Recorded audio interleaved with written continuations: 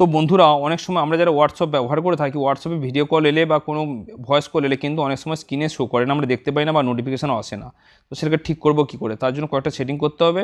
তার জন্য ভিডিও পর্যন্ত শেষ পর্যন্ত দেখুন। আর যদি ভালো লাগে তো লাইক কমেন্ট শেয়ার করুন এবং চ্যানেলকে সাবস্ক্রাইব করে রাখুন। তো বন্ধুরা আমাদের এখন সেটিং অপশানে চলে যেতে হবে। যাওয়ার পরে এখানে আমরা চলে যাব অ্যাপস অপশানে চলে যাব। যে অ্যাপস রয়েছে এতে ক্লিক করব। করার পরে এখানে আমার মোবাইলে যতগুলো অ্যাপ্লিকেশান ইনস্টল করা রয়েছে সবগুলো শো করবে। এর মধ্যে থেকে আমাকে হোয়াটসঅ্যাপটা খুঁজে নিতে হবে। নিচের দিকে চলে আসবো, আসার পরে হোয়াটসঅ্যাপটাকে আমাকে খুঁজে নিতে হবে।